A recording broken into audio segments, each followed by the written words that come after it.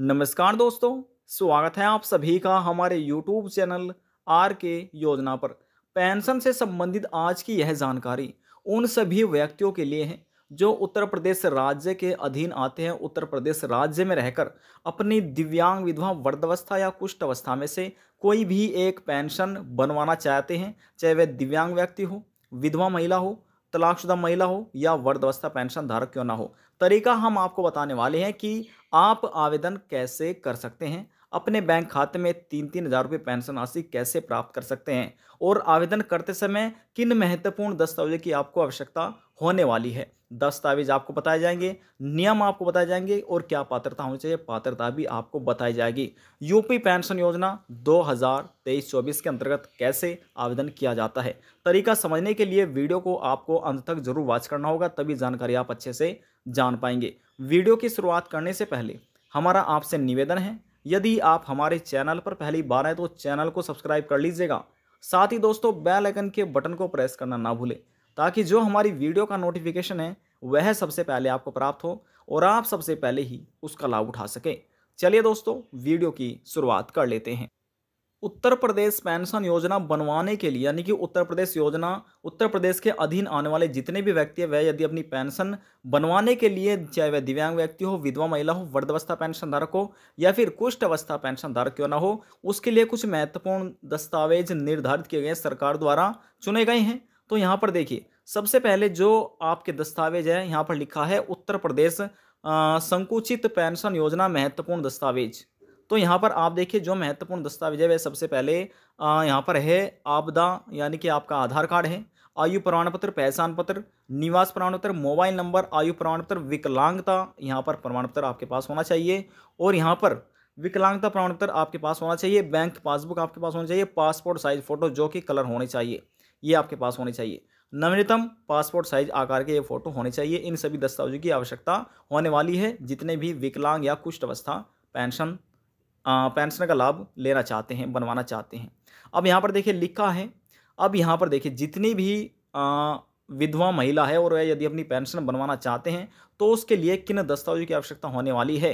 तो यहाँ पर देखिए लिखा है, सबसे पहले आधार कार्ड है, राशन कार्ड, मतदाता पत्र, आय प्रमाण पत्र, बैंक की पासबुक, जन्म प्रमाण पत्र, mobile number, passport size photo जो कि कलर होने चाहिए, पति का मृत्यु प्रमाण पत्र की आवश्यकता होने वाली है, जो आपका निवास प्रमाण पत्र है रेजिडेंशियल वे भी आपके पास होना चाहिए। तो ये तो विधवा महिलाओं के लिए थे डॉक्यूमेंट। अब बात करते हैं यहाँ पर जो वृद्धावस्था पेंशन धारक है, 60 साल पेंशन का लाभ लेना चाहते हैं, तो यहाँ पर उन्हें किन दस्तावेजों की आवश्यकता होने वाली है। कुछ महत्वपूर्ण दस्तावेज दिए गए हैं, समझ लेते हैं।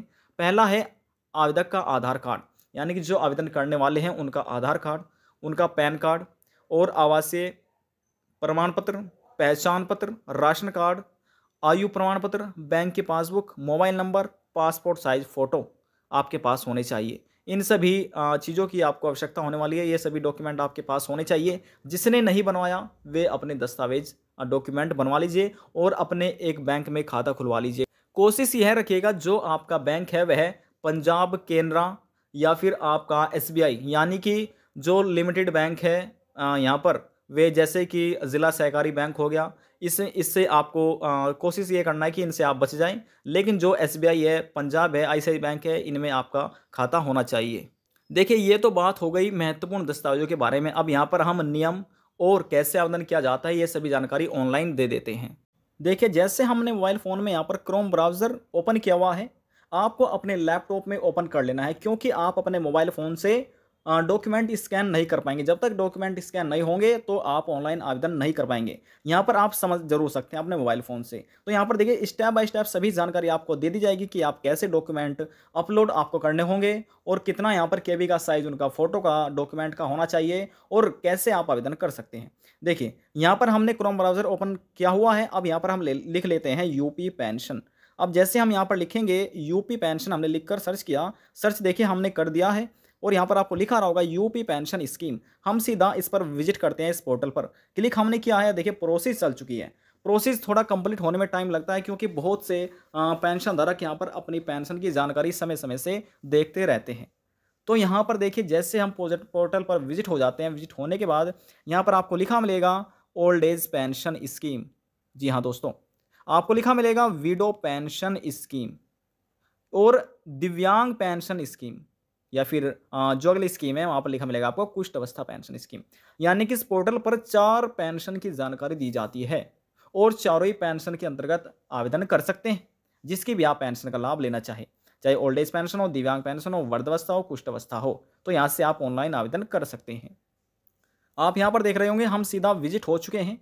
यहाँ पर आपको लिखा मिल रहा होगा एकीकृत सामाजिक पेंशन पोर्टल। तो देखिए जैसे हमने आपको बताया था, समझाया था, यहाँ पर प्रधानमंत्री नरेंद्र मोदी जी की आप फोटो देख रहे होंगे। यहाँ पर उत्तर प्रदेश के जो मुख्यमंत्री हैं, यहाँ पर योगी आदित्यनाथ की आप फोटो देख रहे होंगे। तो यहाँ पर आप देखिए नीचे आपको लिखा मिल रहा होगा नवीनतम अपडेट समाचार, यानी जो न्यू अपडेट है, पेंशन से संबंधित कोई समाचार है, अपडेट आती है तो यहाँ से पता किया जा सकता है। वृद्धावस्था पेंशन की योजना में यहाँ से आप जानकारी प्राप्त कर सकते हैं। या फिर निराश्रित महिला के अंदर वे पेंशन आते हैं, पेंशन धारक आते हैं जो तलाकशुदा महिला है और विधवा महिला है, या फिर जिनके 60 उम्र यानी कि 30 उम्र से ज़्यादा है लेकिन शादी नहीं हुई, तो उनको भी यहाँ पर लाभ दिया जाता है, वे भी यहाँ पर इसी में ही काउंट किया जाता है उनको। यहाँ पर दिव्यांग पेंशन योजना है, यहाँ पर कुष्ठ अवस्था पेंशन योजना है। आपकी जानकारी के लिए बता दें कि दिव्यांग पेंशन अलग होती है और कुष्ठ अवस्था पेंशन अलग होती है। अब इसमें से देखिए, इसमें से आप जिस भी पेंशन के लिए आवेदन करना चाहते हैं आपको उस पर क्लिक करना होगा। यदि आप दिव्यांग पेंशन योजना का लाभ लेना चाहते हैं तो आपको इस पर क्लिक करना होगा। यदि आप कुष्ठ अवस्था का योजना का लाभ लेना चाहते हैं तो आपको इस पर क्लिक करना होगा। यदि आप विधवा महिला की पेंशन बनवाना चाहते हैं तो यहाँ पर क्लिक कीजिएगा, और यदि आप वृद्धावस्था पेंशन धारक हैं तो आपको यहाँ पर क्लिक करना होगा। हम किसी एक पर क्लिक कर लेते हैं, तरीका सेम एज इट इज ही है। तो यहाँ पर सीधा हम क्लिक कर लेते हैं निराश्रित महिला पेंशन योजना के विषय पर, सभी के नीचे लिखा हुआ है, तो इसमें ही आपको क्लिक करना होगा, योजना के विषय पर ही। अब जैसे हमने क्लिक किया, इस प्रकार से हमारे सामने अगला पेज ओपन हो चुका है। अब यहाँ पर आपको लिखा मिलेगा निराश्रित महिला पेंशन योजना के विषय में आवेदन प्रारूप, ऑनलाइन आवेदन करें। यानी कि आवेदक लॉगिन, जो पुराने पेंशन धारक है, अपना पेंशन का एप्लीकेशन फॉर्म देखना चाहते हैं, कोई गलती हो रही है, पेंशन नहीं आ रही, क्या गलतियां हो रही है, तो यहाँ से आप क्लिक करके अपनी पेंशन का जो एप्लीकेशन फॉर्म है वह जानकारी प्राप्त कर सकते हैं, देख सकते हैं। हम सीधा क्लिक कर लेते हैं आवेदन करें पर। अब ऑनलाइन आवेदक करें, हमने इस पर क्लिक किया। अब यहाँ पर आपको लिखा मिल रहा होगा विडो पेंशन महिला कल्याण विभाग UP government of Uttar Pradesh. हमने नीचे स्क्रॉल डाउन किया। अब यहाँ पर आने के बाद देखिए, यहाँ पर आने के बाद इस प्रकार से हमारे सामने अगला पेज ओपन हो चुका है। अब यहाँ से ओपन हो चुका है, लेकिन यहाँ पर हम 3 डॉट्स पर जाते हैं। 3 डॉट्स पर जाने के बाद हम सीधा डेस्कटॉप साइट से इसको हटा देते हैं। अब जैसे हम यहाँ पर डेस्कटॉप साइट से इसको हटाएंगे, हम बैक एक बार फिर से वेबसाइट पर चले जाते हैं। अब चले जाने के बाद हमसे दोबारा हम योजना के विषय पर हमने क्लिक किया। क्लिक होने के बाद फिर से हम ऑनलाइन आवेदक आईडी पर क्लिक कर लेते हैं। अब क्यों हमने क्लिक किया, देखिए यहाँ पर आप देखिए, क्लिक होने के बाद देखिए यहाँ पर अब आपको लिखा मिला होगा जनपद। सबसे पहले आपको अपने जनपद का चुनाव करना होगा, जो भी आपका जनपद है। देखिए पूरी लिस्ट है उत्तर प्रदेश के जितने भी 75 जिले हैं, पूरा नाम यहाँ पर आपको देखने मिलेगा, सभी जिलों का चुनाव हमने किया। यदि आप देखिए, यदि आप शहर के निवासी हैं तो आप उस पर क्लिक कीजिए, यदि आप ग्रामीण क्षेत्र के हैं तो यहाँ पर आपको क्लिक करना है। अब जैसे हमने क्लिक किया, उसके बाद यहाँ पर तहसील, कौन सी आपकी तहसील लगती है, आपको उसका चुनाव कर लेना होगा। तो देखिए चुनाव होने के बाद अब यहाँ से जो आपका ब्लॉक है, अपने ब्लॉक का आपको चुनाव कर लेना होगा, जो भी आपका ब्लॉक है। उसके बाद आपको अपने पंचायत का, अपने गांव का, तो यहाँ से इसका इस प्रकार से आपको चुनाव कर लेना होगा। देखिए इतनी जानकारी आपने भर दी। अब यहाँ पर पेंशन धारक की जो आवेदन करने वाले हैं उनकी पर्सनल डिटेल भर जाती है। जैसे कि यहाँ पर देखिए लिखा है अपना आधार नंबर डालो, तो यहाँ पर आपको अपना आधार, यानी कि यहाँ पर लिखना है आवेदक का नाम जो आपके आधार कार्ड में है, वे आपको अपना आधार नाम लिखना है आधार से देखकर। और यहाँ पर आप महिला है, देखिए जो, क्योंकि हमने वीडियो पेंशन का चुनाव किया तो ऑटोमेटिक यहाँ पर फीमेल आ गया है। अब यहाँ पर आपको अपनी जन्म तिथि भरनी है जो आपके आधार कार्ड में है, या फिर 10वीं की मार्कशीट में, जन्म प्रमाण पत्र में है, वह यहाँ पर आपको जन्म तिथि भरनी होगी। उसके बाद यहाँ पर अपने हस्बैंड का नाम डालना है, किस कैटेगरी में आप आते हैं, यहाँ से आप क्लिक कीजिए। देखिए हम यहाँ पर क्लिक करते हैं कैटेगरी का चुनाव करने के लिए। देखिए general, minority, OBC, SC ST, जिस भी आप कैटेगरी में आते हैं उसका आपको चुनाव कर लेना है। अब यहाँ पर आपको अपने मोबाइल नंबर डालिए, कन्फर्म करने के लिए दोबारा से डालिए। यहाँ पर देखिए मोबाइल नंबर आपको वो देना है जो आपके अपने बैंक में दिया हुआ हो, वो आपका मोबाइल नंबर देना होगा। उसके बाद यहाँ पर आपको अपना एड्रेस, फुल एड्रेस डालना होगा, कि यहाँ पर अपने आधार, जो आपके आधार कार्ड में पीछे एड्रेस दिया हुआ है वो ये आपको एड्रेस डालना है, या फिर अपने जो आपके मूल निवास में वह भी आप डाल सकते हैं, लेकिन जो आपके आधार कार्ड में वही आपको यहाँ पर डालें तो ज़्यादा अच्छा है। उसके बाद यहाँ पर आपको बैंक का विवरण भरना होगा, जैसे कि यहाँ पर आपके बैंक का क्या नाम है, देखिए हम क्लिक कर लेते हैं। देखिए बैंक ऑफ बड़ौदा है, बैंक ऑफ इंडिया है, बैंक ऑफ महाराष्ट्र है, केनरा बैंक है, सेंट्रल बैंक ऑफ इंडिया है, HDFC बैंक है, ICICI बैंक है, IDBI बैंक है, इंडियन बैंक है, इंडियन ओवरसीज बैंक है, और इसमें लिखा है इंडसइंड बैंक भी है, जिला सहकारी बैंक लिमिटेड भी है, पंजाब नेशनल बैंक है। देखिए इसमें से आपको अपने बैंक का चुनाव करना होगा। तो देखिए हम यहाँ पर किसी एक पर क्लिक कर लेते हैं। बैंक ऑफ इंडिया हमने चुनाव किया। अब यहाँ पर देखिए हम सीधा इस पर शाखा पर क्लिक कर लेते हैं। कहाँ पर शाखा है, यहाँ पर आपको चुनाव कीजिए, जहाँ पर भी आपकी बैंक का है शाखा है, वहाँ पर उसका चुनाव करना है। अब यहाँ पर देखिए, यहाँ पर आपको खाता नंबर डालना होगा और कंफर्म करने के बाद एक बार फिर से डालना होगा। यहाँ पर लिखा है प्रदर्शित किया गया कोड आईएफएससी कोड से अलग है तो कृपया अपने संबंधित जिला समाज कल्याण से संपर्क करें। यानी देखिए, हमने यहाँ पर शाखा का चुनाव किया, अकाउंट नंबर डाला और यहाँ पर देखिए, यहाँ पर ऑटोमेटिक ही आईएफएससी कोड विजिट हो जाता है। यदि विजिट यहाँ पर हो रहा है लेकिन आपके बैंक के पासबुक में अलग है और यहाँ पर अलग है, तो आपने यहाँ पर जो अधिकारी है, समाज कल्याण अधिकारी जिला समाज कल्याण के, तो वहाँ से आपको जाकर एक बार संपर्क करना होगा। अब यहाँ पर देखिए लिखा है आय का विवरण, यहाँ पर लिखा है तहसील द्वारा प्रदत्त किया गया प्रमाण पत्र आवेदक संख्या, यानी कि इनकम एप्लीकेशन, जो आपके आय प्रमाण पत्र में एक एप्लीकेशन नंबर होता है, वह एप्लीकेशन नंबर आपको यहाँ पर डालना है। अब इसमें देखिए इनकम सर्टिफिकेट नंबर, जो आपके इनकम सर्टिफिकेट नंबर है, तो यहाँ पर आपको वह डालना होगा। तो यहाँ पर देखिए, यहाँ पर तो एप्लीकेशन नंबर आना है, यहाँ पर सर्टिफिकेट नंबर आना है।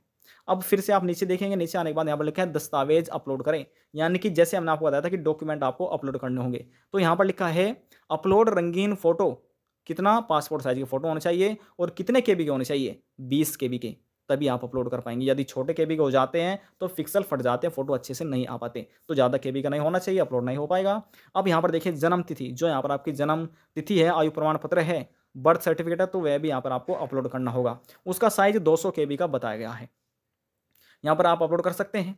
और यहाँ पर देखिए, जो विधवा महिला है उनके पति की मृत्यु का मृत्यु प्रमाण पत्र अपलोड करना होगा, उसका भी साइज यहाँ पर 200 केबी रखा गया है।